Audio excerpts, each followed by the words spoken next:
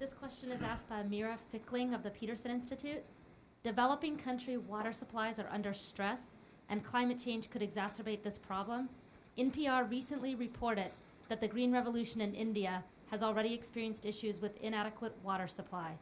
In intensifying agriculture in developing countries, how do we address the challenge of obtaining sufficient water? Yes. John Lewis, Terra Global Capital.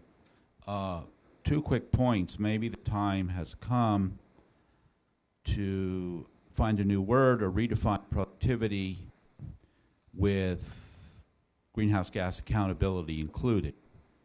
Because when you do that, you know, perennial grass range-fed livestock is going to be more productive than maize-fed livestock. If you talk about fertilizer leakage, you get probably more fertilizer leakage per output from the IDBs, large economies of scale farms in South America, than you do from small farming agriculture that doesn't have access to any fertilizer. Small farmer agriculture around forests will use debris that if it just rots in an isolated forest turns into nitrous oxide, but if it's used by the community, it turns into carbon dioxide or into biochar, which can lead to soil fertility. So the whole calculation of small farms, if it includes carbon negativity, greenhouse gas positivity or negativity, may change the way we look at that trade-off from a long-term, in a long-term economic sense, because without mitigating global warming, as Al Gore said in his movie, what economy? So then the question, the ace in the hole may be the soil carbon thing. So it would seem to me that whatever everybody in this room can help Bill and his delegation to get soil carbon credits in there, we may find that the small farm may be much more productivity than we think it is, leading to much more food security, leading to, in fact, less pressure on forests, and would have that be able to sell the mitigation credits as they increase their soil fertility. John Pender from IFPRI. Just a comment on the question about the low cost of soil carbon sequestration. I've seen that many times, and I wonder, are the transactions costs of trying to pay for soil carbon sequestration taken into account? Because, you know, low cost compared to what? I mean, the benefit, the soil carbon benefit from things like reduced tillage might be a half ton per hectare. So you're talking about maybe a few dollars per hectare, and the transactions cost could easily overwhelm that. So, you know, obviously you can't use a project-based approach to really scale up anything to achieve that benefit. And I would argue one needs to really focus on what are profitable activities that are already profitable to farmers that can be advanced through better extension systems and investing in extension rather than sort of specific projects and even climate-based programs. Jack Smith with the Urban Agriculture Network, and I'll pick up what a lot of others have said. The population of the world is over 50%, and it's accelerating very rapidly in the least developed countries. The urban land, according to NASA research and other, where the cities are, is the most fertile land with the best access to water. Cities tend to be on the coast and on the river. And the technology that urban agriculture uses has been advancing very rapidly in the past 30 years, whereas technology of rural agriculture related to the Green Revolution has not been advancing rapidly. In fact, it's been sloughing off.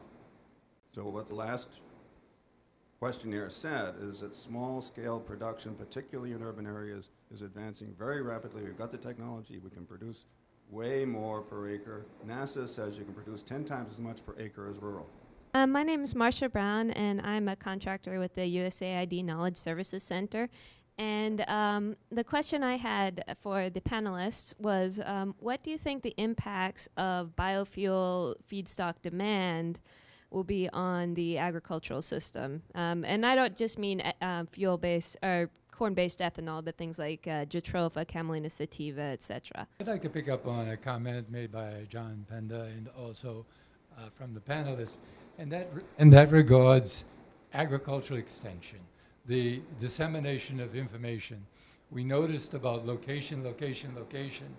It seems to me that we need regional conferences after this one which looks at the particular issues that are going to come up in those areas, and that we invest more in technology dissemination as well as technology development, that we think about the fact that the people who are actually out there in the agricultural fields need to understand not just the technical part of what we're talking about, but the policy. They need policy education, something that does not yet exist in many extension systems worldwide, but does exist or has exist in the cooperative extension system here in the United States. I think that's a consideration that we haven't yet taken up, but might. I can't go past the biofuel feedstock question.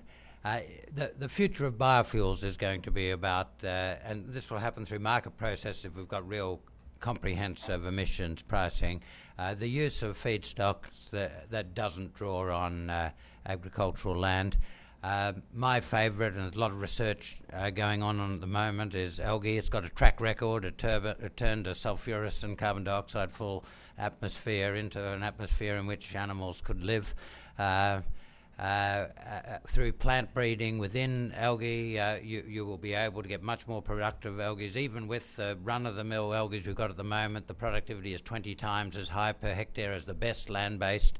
It can use saline environments, and it flourishes if in a carbon-intensive water environment. Carbon dioxide is soluble. You get carbon dioxide by putting the exhaust from combustion into it, and then algae can be the base of biofuel. But more generally, future of biofuels will turn out to be using feedstocks that don't compete with agriculture. I agree completely with the need for a greenhouse gas inclusive definition of productivity, and that will happen pretty well automatically once we're comprehensively pricing emissions.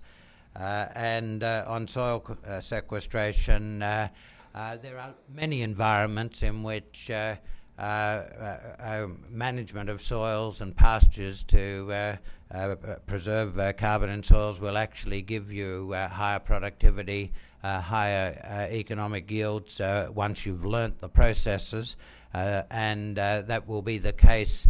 That will be more the case in future when higher temperatures are leading to higher evaporation and lower moisture in soils, because the carbon will help to preserve moisture in soils. Won't be the same everywhere, but in a lot of places soil sequestration will complement practices that are profitable on other grounds. Given the limited time, I'd like to focus on this question of transaction costs and how to operationalize a program, whether it be carbon sequestration or methane or nitrous oxide emission reductions in the agricultural sector.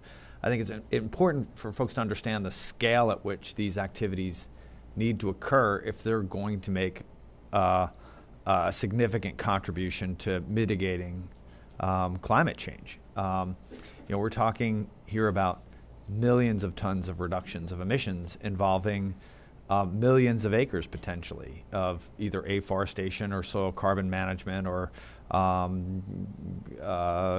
grazing management. Just within the United States, if you look at the Conservation Reserve Program, it's a program that involves slightly over 30 million acres of land. The USDA manages 750,000 individual contracts with landowners to meet the requirements to get that amount of land into this program. And so the scale at which we're talking about for these reductions and these activities is potentially enormous. And so making sure that the programs and the policies we set up are efficient and they function without high transaction costs is going to be critical. And so I hate to keep coming back to the word efficiency, but it also applies in this instance as well. We're going to need to set up efficient policies and efficient systems for these types of programs and activities to work. Well, and let me say something about efficiency. Water use. The water use question really turns on the efficiency. We waste a lot of water in agriculture and other places because it's not priced properly, and it's not priced properly because we don't have adequate property rights for water in many parts of the world. It's an easy thing to say. It's not an easy thing to do, to put property rights in for water, but that will be one of the things that we'll need to do to reduce water use and to continue to have agricultural production growth.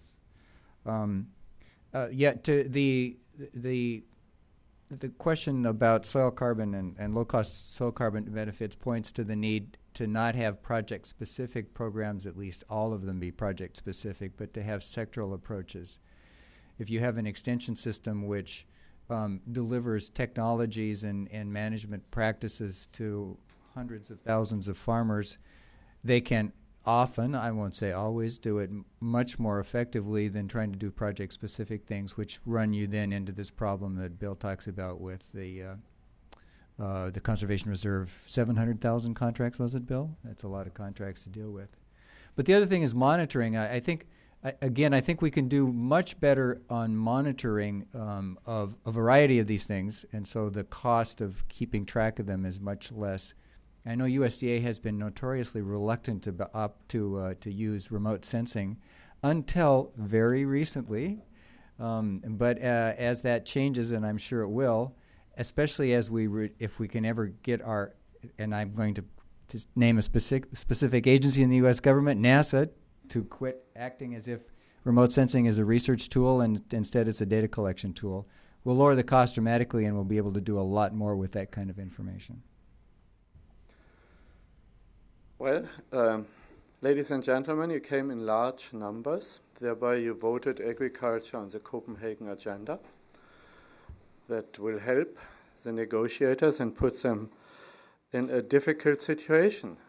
However, yes, agriculture shouldn't be bypassed by the climate change agenda, but the complexity of the issues have become amply clear around what type of investment portfolio, how to design a fair and efficient incentive system, and the large research agenda in order to make things verifiable so that you can drive an investment agenda and that investments can be properly guided through market-based mechanisms. Big, big issues, but it doesn't need to be fixed by Copenhagen. It needs to move on from there on, as long as in broad strokes the agenda is properly defined.